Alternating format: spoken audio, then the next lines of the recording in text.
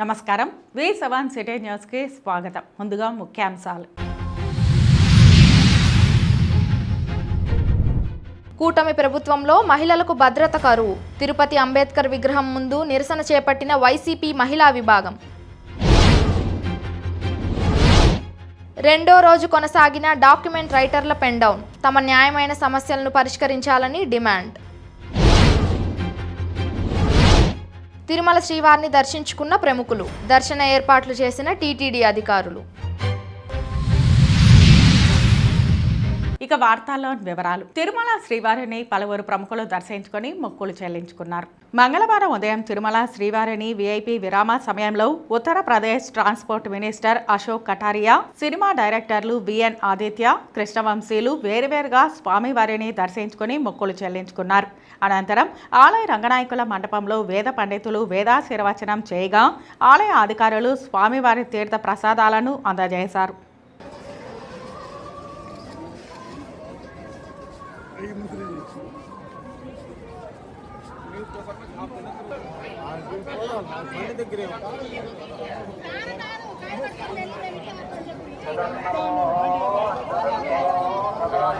Sir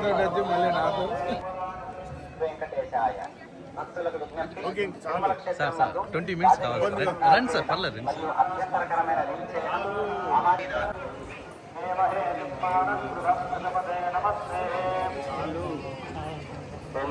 sir.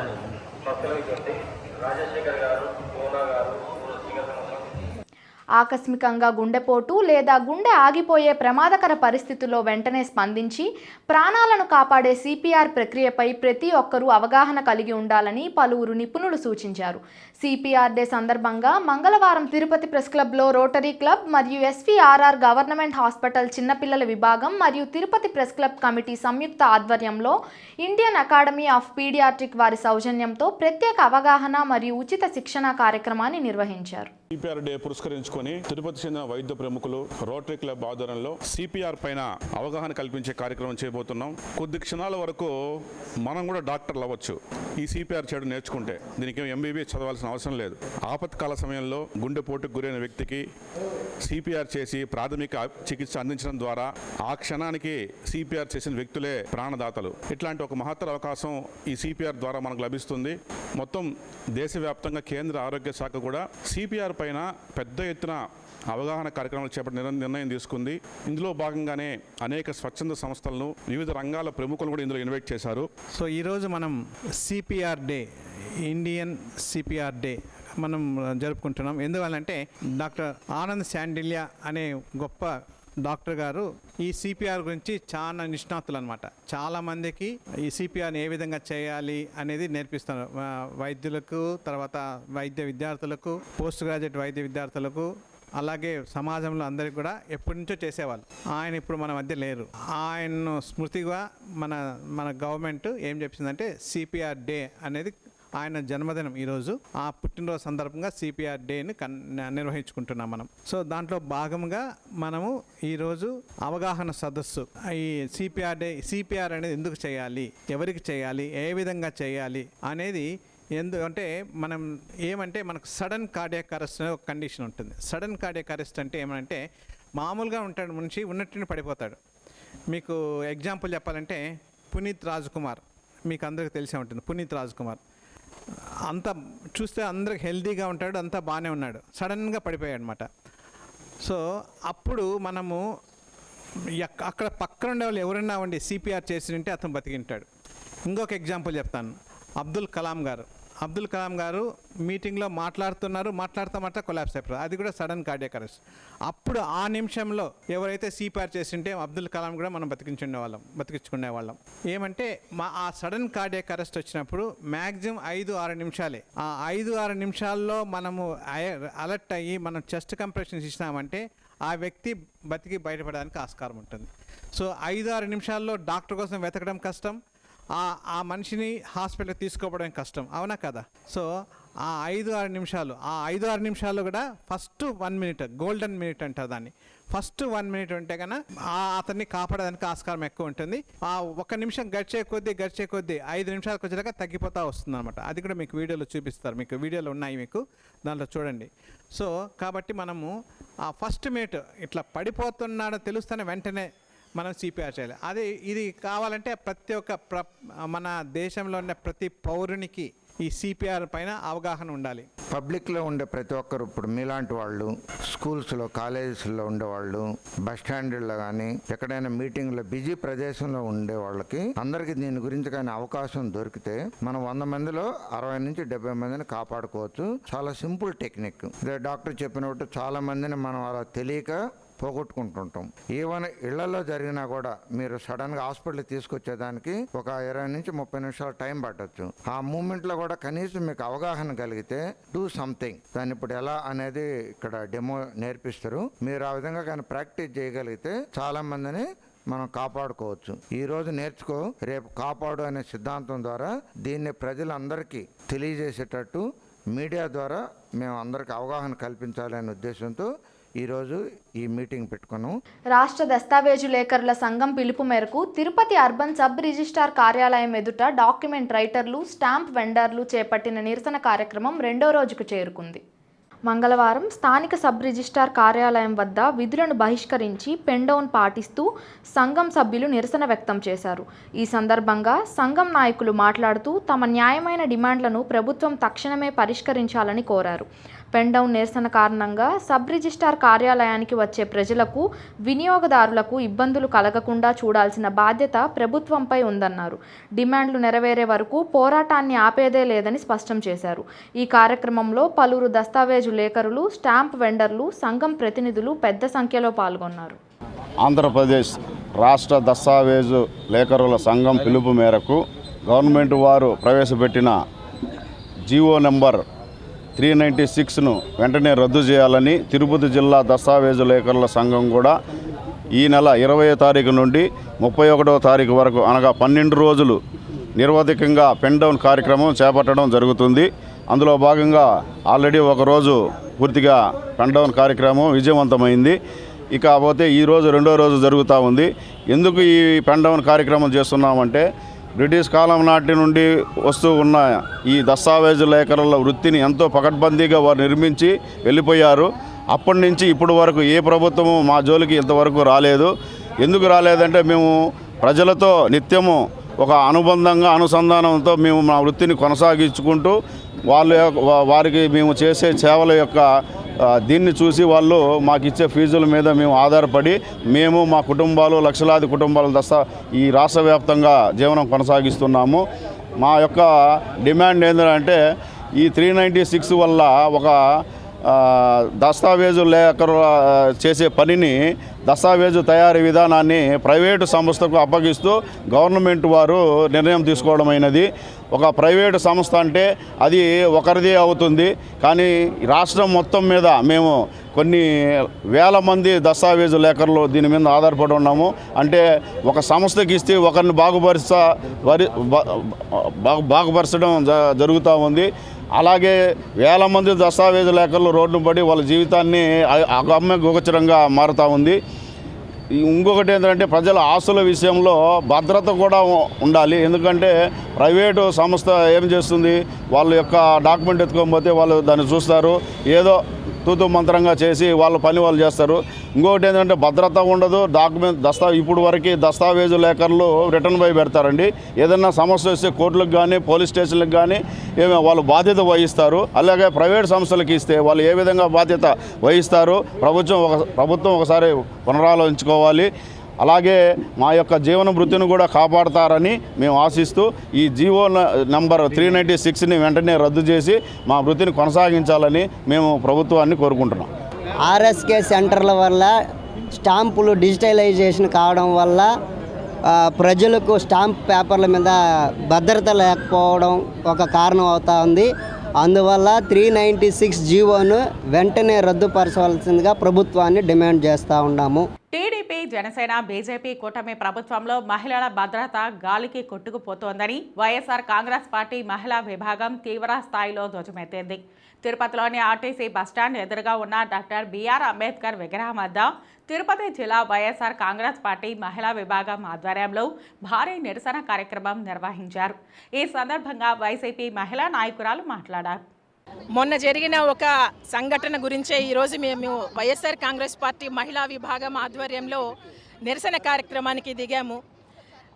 Ambedkar గారు రాసిన రాజ్యాంగాన్ని పక్కన పెట్టి ఈరోజు రెడ్ బుక్ రాజ్యాంగాన్ని మాత్రమే పాటిస్తున్న టీడీపీ కూటమి నాయకులకి ఇది ఒక హెచ్చరికగా మిగలాలి. ఆడవారికి రక్షణ లేదు, ఆడవారికి భద్రత లేదు, ఆడవారి కోసము ప్రభుత్వం చేసింది ఏమీ లేదు.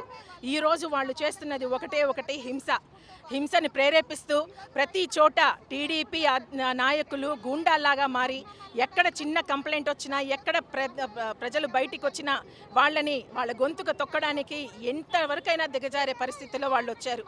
నిన్నగాక మొన్న గుంటూరులో జరిగిన ఒక చిన్న వాటర్ మోటార్ గురించి ఒక సమస్యని ఆ అమ్మాయిని ఆమెని బట్టలు ఇప్పేసి రోడ్డు పైన కొట్టి హింసించి అంత దారుణంగా ప్రవర్తించాల్సిన అవసరం ఏముంది? అసలు మీకు అడ్డు అదుపు లేదా? మిమ్మల్ని అడ్డుకునే వాళ్ళు లేరా? లాని పక్కన పెట్టేసి ఈరోజు లాఠీలతోనే మీరు ప్రభుత్వాన్ని నడిపిస్తున్నారు. వీటన్నిటికీ ఖచ్చితంగా మీరు సమాధానం చెప్పాలి. డిప్యూటీ సీఎం పవన్ కళ్యాణ్ గారు కూడా మేము ప్రభుత్వంలోకి వచ్చాక మహిళల కోసము చట్టభద్రత కల్పిస్తాము, కొత్త చట్టాలు నిర్మిస్తాము, వాళ్ళకి రక్షణ కల్పిస్తామని వాబోయారు. ఇదేనా మీరు చట్టాన్ని బలపరిచిన సంఘటన? ఈరోజు టీడీపీ నాయకుల చేతిలో ప్రభుత్వం కానీ, అధికారులు కానీ, ముఖ్యంగా పోలీసు వ్యవస్థ కానీ ఒక కీలుబొమ్మలాగా మిగిలిపోయారు. ప్రజలకు హక్కుల కోసం, ప్రజల కనీస అవసరాల కోసం కూడా వీళ్ళెవరూ పని చేయట్లేదు. ఇలాంటి ప్రభుత్వము తొందరలోనే పడిపోతుంది. ప్రజలందరూ కూడా మీకు వ్యతిరేకంగా ముందుకొస్తారు, మీకు తగిన గుణపాఠం చెప్తారని మేము ఖచ్చితంగా ఆశిస్తున్నాం.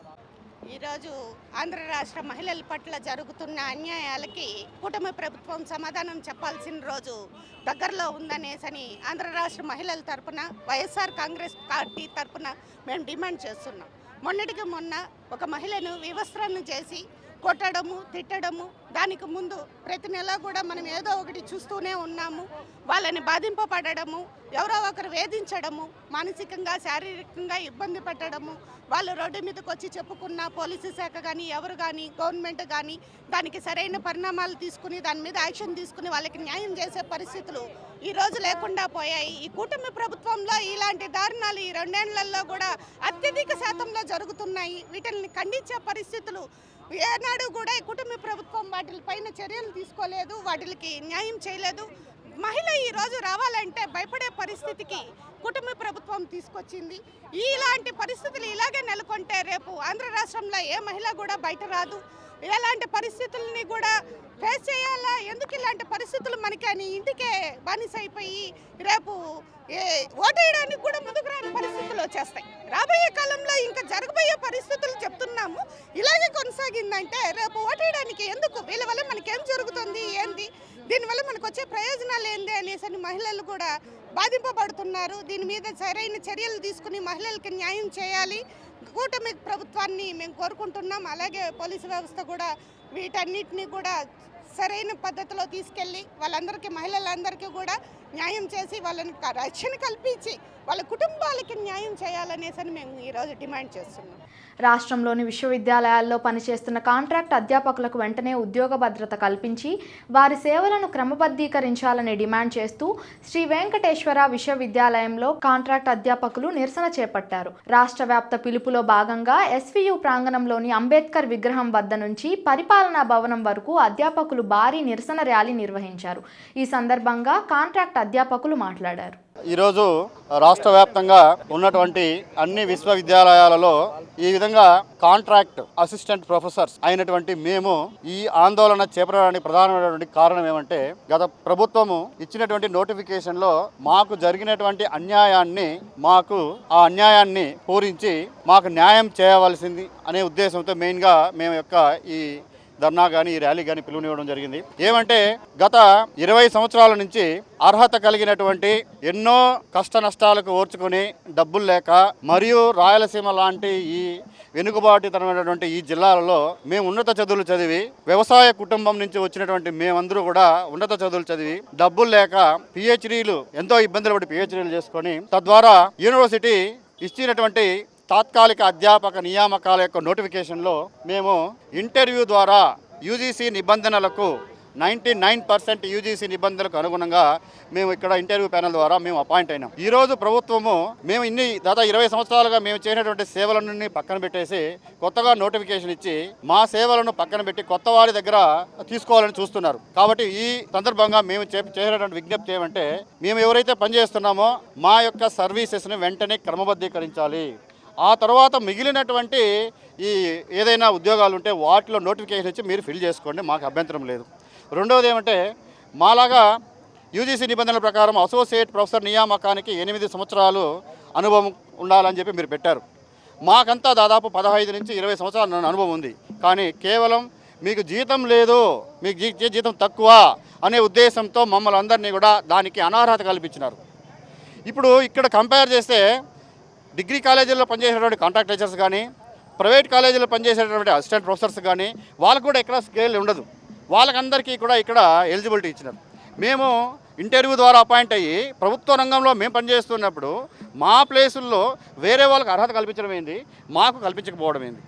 ఇప్పుడు మీరు శాలరీ అంటే ఇన్కమ్ ట్యాక్స్ అప్లోడ్ చేయాలి, శాలరీ సర్టిఫికేట్ అప్లోడ్ చేయాలంటే మీరు యూనివర్సిటీలు కానీ ప్రభుత్వం ఇచ్చినటువంటి జీవోలు మీరు అమలు చేసినట్టే మాకందరికీ ఈరోజు అసోసియేట్ ప్రొఫెసర్స్ పరంగా ఎలిజిబిలిటీ వచ్చింది, ప్లేసిబుల్ వచ్చిండు, అన్నీ వచ్చిండు, మేము కూడా ఎలిజిబిలిటీ అయింటాం. తప్పు మీ వైపు పెట్టుకొని ఆ నష్టాన్ని మేము పూడ్చాలా? మీరు చేసినటువంటి తప్పులకి మీరు ప్రభుత్వం ఇచ్చినటువంటి జీవోలను పాటించకుండా అధికారులు ఈరోజు మీరు మమ్మల్ని అందరినీ అనర్హత కల్పించడం మీ ఎంతవరకు సమంజసం? కాబట్టి నేను మీడియా మిత్రుల యొక్క మీ యొక్క సహకారంతో మా యొక్క విన్నపం ఏమంటే మీ ద్వారా ప్రభుత్వానికి మా విజ్ఞప్తి ఏమంటే మా సర్వీసెస్ను వెంటనే క్రమబద్ధీకరించాలి.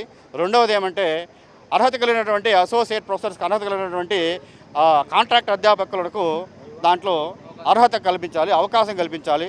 మొట్టమొదటి ప్రాధాన్యత మాకే కల్పించాలని మేము మీ ద్వారా ప్రభుత్వానికి విజ్ఞప్తి చేసుకుంటున్నాం. మేము గత 20 నుంచి 30 సంవత్సరాలుగా కాంట్రాక్ట్ అధ్యాపకులుగా ఈ యూనివర్సిటీలో మా సేవలను అందిస్తున్నాము. కానీ మా సేవలను ఎవరు కూడా గుర్తించడం లేదు.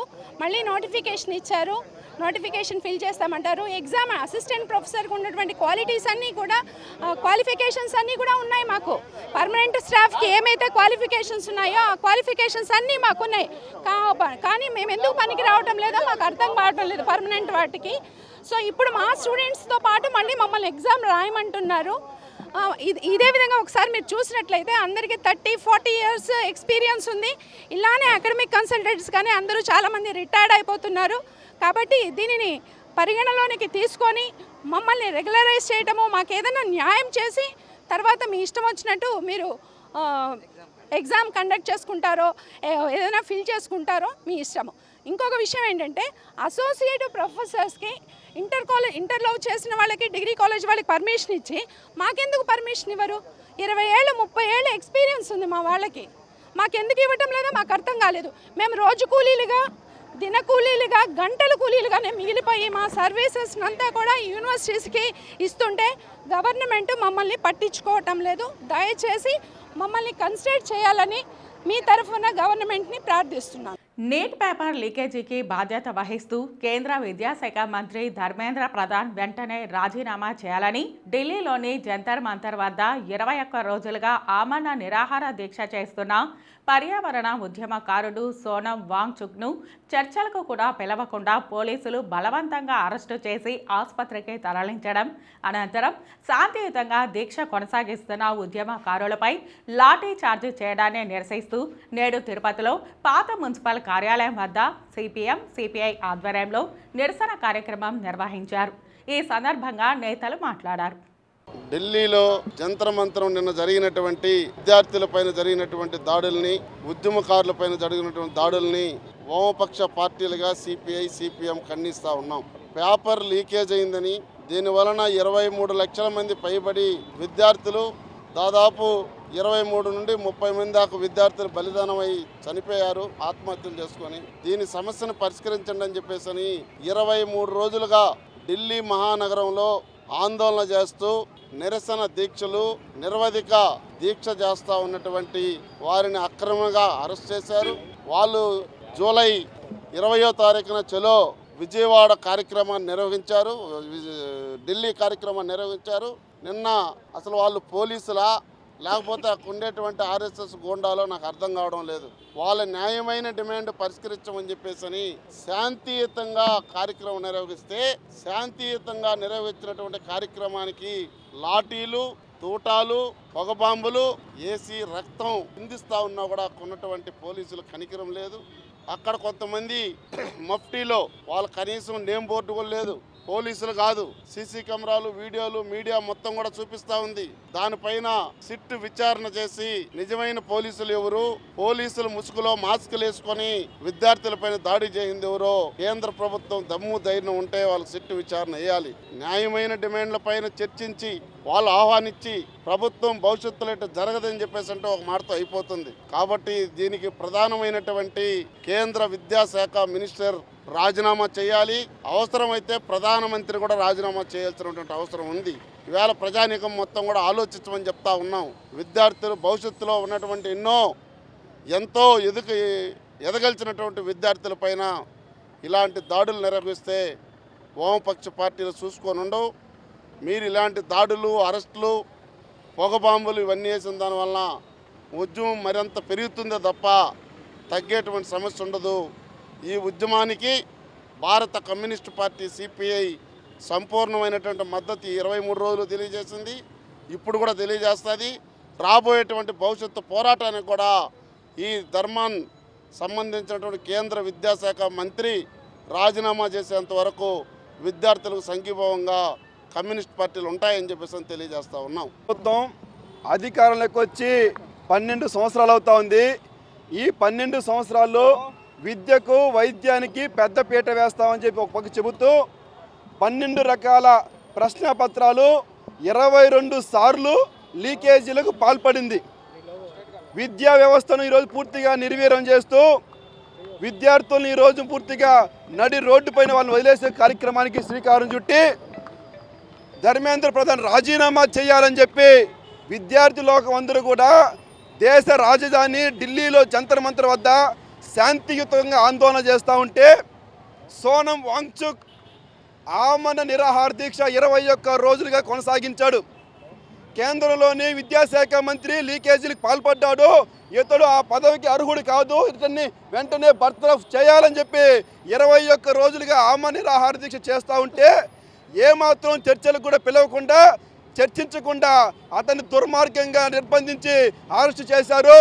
ఆ తర్వాత వెంటనే అభిజిత్తు ఇతర విద్యార్థి సంఘాల నాయకులు ఆ దీక్షను కొనసాగిస్తూ ఉంటే దీన్ని ఎలాగైనా భగ్నం చేయాలనే దురుద్దేశంతో నిన్నటి రోజున ఉదయం ఆడికొచ్చి పోలీసు అందరూ కూడా గుమ్మికోడి లాఠీ చార్జీలు చేశారు.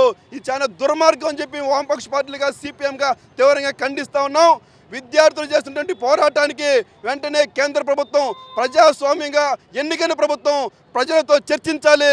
ఆడ పోరాటం చేసినటువంటి వాళ్ళతో చర్చించి ధర్మేంద్ర ప్రధాన్ వెంటనే రాజీనామా చేయాలని చెప్పి రాజీనామా చేసేంత వరకు ఈ పోరాటం కొనసాగుతుందని చెప్తే ప్రపంచంలోని అత్యంత మహిమాన్వితమైన ఏకైక శ్రీ పాతాళ శ్వేత వారాహి మహాక్షేత్రమైన తిరుపతి శ్రీశక్తి పీఠంలో జరుగుతున్న శ్రీ శ్వేత వారాహి నవరాత్రి మహోత్సవాలు అత్యంత భక్తి శ్రద్ధలతో ఆధ్యాత్మిక వైభవంతో కొనసాగుతున్నాయి. మహోత్సవాల 7వ రోజున శ్రీ వారాహి అమ్మవారికి పంచామృత అభిషేకం, విశేష అర్చనలు, మహామంగళహారతి, వైదిక మంత్రోచ్చరణల మధ్య ఘనంగా నిర్వహించారు.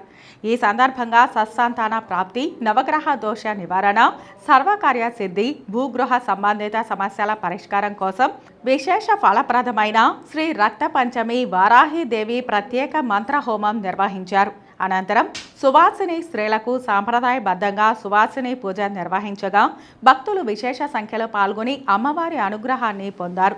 శక్తి పీఠాధీశ్వరి శ్రీ రమ్యానంద భారతీ స్వామిని స్వయంగా అమ్మవారికి దివ్య అలంకరణ నిర్వహించి మధ్యాహ్నం మహాహారతి సమర్పించి ప్రత్యేక పూజలు చేశారు.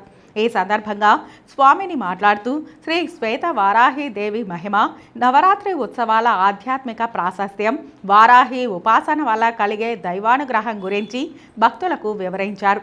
సాయంత్రం కళా నివేదన కార్యక్రమంలో సంగీత, నృత్య, సాహిత్య సేవలను అమ్మవారికి సమర్పించి భక్తి రసాన్ని పంచారు. రాత్రి పరమ పూజ్య శ్రీ మాతాజీ వారి సన్నిధిలో నవరాత్రి పూజ, దర్బారు సేవ భక్తి పారవస్యంతో జరిగింది. అనంతరం నడిచే దైవం జగద్గురువుల చేతుల మీదుగా మహాహారతి నిర్వహించి అమ్మవారికి ఏకాంత సేవతో ఆ రోజు ఉత్సవాలు ముగిశాయి. ఈ సందర్భంగా సుమారు 25,000 మందికి పైగా భక్తులు శ్రీ శక్తి పీఠాన్ని సందర్శించి అమ్మవారి దివ్య దర్శన భాగ్యాన్ని పొందారు. విచ్చేసిన భక్తులందరికీ అన్నప్రసాద వితరణ సమృద్ధిగా నిర్వహించడం పీఠం సేవా తత్పరతకు, గురు దైవ అనుగ్రహానికి ప్రతీకగా నిలిచింది. శ్రీ శ్వేత వారాహి నవరాత్రి మహోత్సవాలు ప్రతిరోజు వైదిక సాంప్రదాయాల ప్రకారం విశేష పూజలు, హోమాలు, ఆధ్యాత్మిక కార్యక్రమాలతో కొనసాగుతున్నాయని, భక్తులు అధిక సంఖ్యలో పాల్గొని అమ్మవారి కృపా కటాక్షాలను పొందాలని శక్తిపీఠం నిర్వాహకులు ఆహ్వానించారు. లక్షలాది మంది భక్తులు ఇప్పటికే ఈ మొదటి 6 రోజుల్లో అమ్మవారిని దర్శనం చేసుకున్నారు. శ్వేత వారాహిదేవిని తిరుమల, తిరుపతి ప్రాంతమంతా కూడా వరాహ శక్తి ఆధీనంలో ఉన్నది. మనం పురాణ వాంగ్మయం గనక చూస్తే తిరుమల క్షేత్రంలో కొలువై ఉన్నటువంటి వరాహస్వామి యొక్క అనుమతితోటే కలియుగ ప్రత్యక్ష దైవమైనటువంటి వెంకటేశ్వరుడు కూడా అక్కడ స్థిర నివాసం ఏర్పరచుకున్నట్లుగా కనిపిస్తున్నది. అటువంటి వరాహస్వామి యొక్క శక్తికి మూలంగా వారాహీదేవి గురించి మనకి శాక్తేయ సంప్రదాయం చెబుతూ ఉన్నది. ముఖ్యంగా మనం శ్వేత వరాహ కల్పంలో ఉన్నాము. ఈ కల్పానికి కూడా శ్వేత వరాహ కల్పం అనేటువంటి పేరు రావటానికి కాలం శ్వేతవారాహీదేవి తన శక్తితో నల్లని వాడైనటువంటి నారాయణులో ప్రవేశపెట్టడం వల్ల ఆయన తెల్లటి వరాహమూర్తి రూపాన్ని ధరించాడు, భూదేవిని ఉద్ధరించాడు అని మనకు కనిపిస్తూ ఉన్నది. శనివారం నాడు సుమారుగా 1000 ద్రవ్యములతో వారాహి మంత్ర హోమ మహాపూర్ణాహుతి జరగబోతూ ఉన్నది.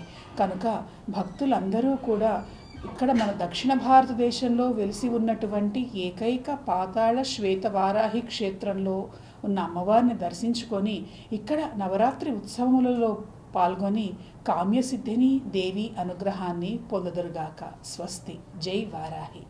రాష్ట్ర హోంమంత్రి వంగలపూడి అనితపై మాజీ మంత్రి వైకాపా నేత అంబటి రాంబాబు చేసిన అనుచిత వ్యాఖ్యలపై తిరుపతిలో నిరసన జ్వాలలు మిన్నంటాయి. ఎంఆర్పీఎస్ ఆధ్వర్యంలో నాయకులు, కార్యకర్తలు ఆదివారం స్థానిక అంబేద్కర్ విగ్రహం వద్ద భారీ నిరసన కార్యక్రమం చేపట్టారు. ఈ సందర్భంగా అంబటి రాంబాబు వైఖరికి వ్యతిరేకంగా పెద్ద ఎత్తున నినాదాలు చేస్తూ అంబేద్కర్ విగ్రహం ఎదుట ఆయన దిష్టిబొమ్మను దగ్ధం చేశారు. ఈ నిరసన కార్యక్రమంలో ఎంఆర్పీఎస్ నాయకులు మాట్లాడారు. నిన్న ప్రెస్ మీట్ పెడుతూ మరి వైసీపీ నేత అంబటి రాంబాబు గారు ఈ యొక్క దళిత హోంమంత్రి వంగలపూడి అనిత గారి మీద అనుచిత వ్యాఖ్యలు చేయడం జరిగింది. సిగ్గు శరం ఉంటే మరి వెంటనే రాజీనామా చేయాలని చెప్పని ఒక రకమైనటువంటి పదజాలంతో హోంమంత్రి గారిని అనుచిత వ్యాఖ్యలు చేయడం జరిగింది. ఈ విషయం మీద పద్మశ్రీ మందకృష్ణమాయ్ గారి ఆదేశాల మేరకు రాష్ట్ర వ్యాప్తంగా ఈ రోజున మరి అంబటి రాంబాబు గారి మరి దిష్టిబొమ్మల దహన కార్యక్రమాన్ని తీసుకోవడం జరిగింది. దాంట్లో భాగంగా ఈ రోజున తిరుపతి జిల్లా కేంద్రంగా, తిరుపతి కేంద్రంగా మరి ఈ యొక్క అంబటి రాంబాబు గారి దిష్టిబొమ్మల దహనం చేస్తున్న సందర్భంగా గుర్తు చేస్తున్నది వైసీపీ పార్టీకి ఒకటే. మరి జగన్మోహన్ రెడ్డి గారు ఈ విధంగా అనుచిత వ్యాఖ్యలు చేసే వాళ్ళని ఏ రకంగా సపోర్ట్ చేస్తున్నారు? దళిత సామాజిక వర్గం మీ పార్టీలో కూడా ఉంది, మాదిగ సామాజిక వర్గం. మరి ఆ యొక్క సామాజిక వర్గం ఓట్లు మీకు అవసరమా లేదని చెప్పని స్పష్టంగా సూటిగా ప్రశ్నిస్తున్నాం. మరి మీరు ఖచ్చితంగా అంబటి రాంబాబు గారి వ్యాఖ్యలను వెనక్కి తీయించే విషయంలో, క్షమాపణ చెప్పించే విషయంలో మీరు కానీ పాత్ర కానీ పోషించకుండా మరి ఆయన దగ్గర వెనక్కి తీసుకునే విధంగా వ్యాఖ్యలను చేయకపోతే ఖచ్చితంగా రాజకీయంగా మరి ఈ యొక్క వైసీపీ పార్టీని మాదిగ పల్లెకి ఆంధ్రప్రదేశ్లో రానివని చెప్పని స్పష్టంగా గుర్తు చేస్తున్నాం. సకాలంలో స్పందించిన పోలీసులు ఒక మహిళ అమూల్యమైన ప్రాణాన్ని కాపాడారు. చంద్రగిరి మండలం శ్రీనివాస మంగాపురం వద్ద ఓ మహిళ వ్యక్తిగత కారణాలతో బావిలోకి దూకి ఆత్మహత్యాయత్నానికి పాల్పడింది. ఈ ఘటనపై వెంటనే 112 పోలీస్ కమాండ్ అండ్ కంట్రోల్ రూమ్కి సమాచారం అందడంతో కంట్రోల్ రూమ్ సిబ్బంది చంద్రగిరి పోలీసులను అప్రమత్తం చేశారు. సమాచారం అందుకున్న వెంటనే చంద్రగిరి పోలీస్ సిబ్బంది క్షణాల్లో సంఘటనా స్థలానికి చేరుకొని సహాయక చర్యలు ప్రారంభించారు. ఈ క్రమంలో హెడ్ కానిస్టేబుల్ చలపతి సాహసోపేతంగా బావిలోకి దిగి ప్రాణాపాయ స్థితిలో ఉన్న మహిళను సురక్షితంగా బయటకు తీసుకువచ్చారు. అనంతరం ఆ మహిళను తక్షణ చికిత్స నిమిత్తం ఆసుపత్రికి తరలించారు. వ్యక్తిగత కారణాల వల్లే ఆ మహిళ బావిలోకి దూకినట్లు ప్రాథమికంగా భావిస్తున్నారు.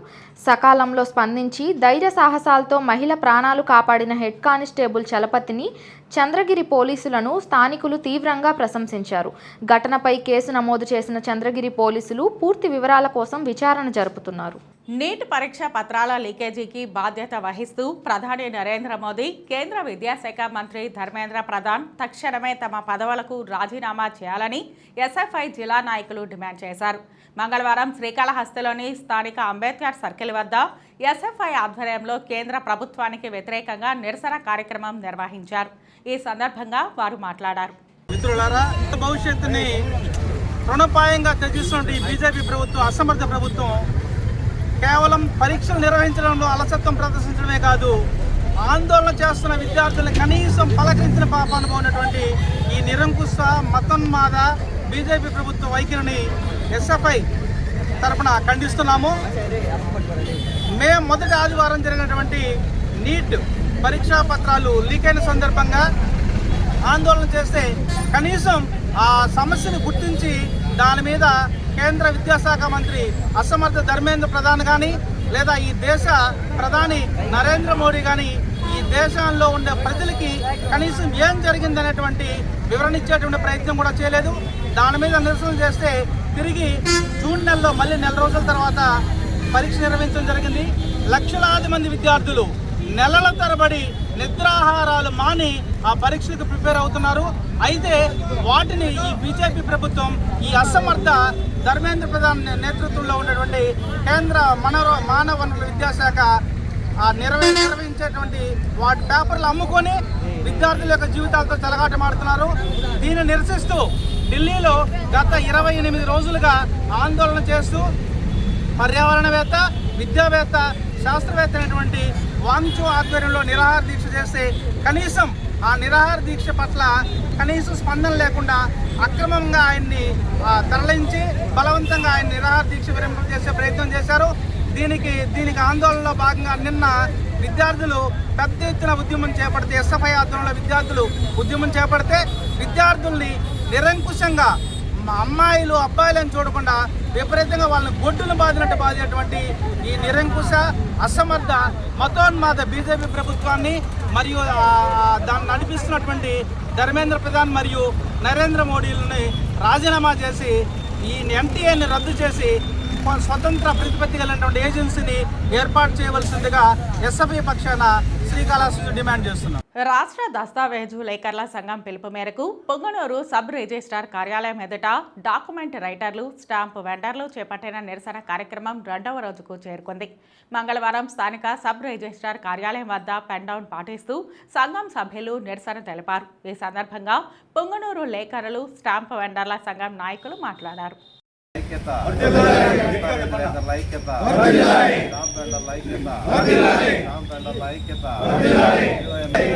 నంబర్ 396 రిజిస్ట్రేషన్ వ్యవస్థ ప్రైవేటీకరణ, రిజిస్ట్రేషన్ వ్యవస్థ ప్రైవేటీకరణ, రిజిస్ట్రేషన్ వ్యవస్థ ప్రైవేటీకరణ, ఎంఎస్ నంబర్ 396, ఎంఎస్ నంబర్ 396 దస్తావేజ్ లేఖర్లకు, దస్తావేజ్ లేఖర్లకు,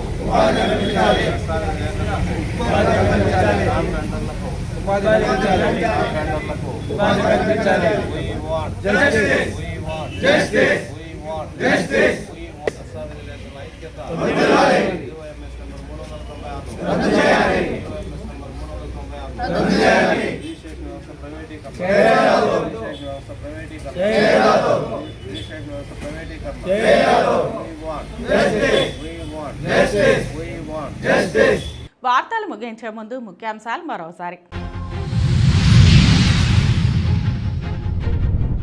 కూటమి ప్రభుత్వంలో మహిళలకు భద్రత కరువు. తిరుపతి అంబేద్కర్ విగ్రహం ముందు నిరసన చేపట్టిన వైసీపీ మహిళా విభాగం.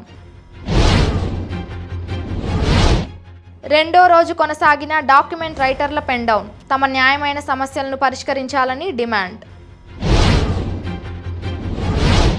తిరుమల శ్రీవారిని దర్శించుకున్న ప్రముఖులు. దర్శన ఏర్పాట్లు చేసిన టీటీడీ అధికారులు. ఈ వార్తలు ఎంతటితో సమాప్తం. నమస్కారం.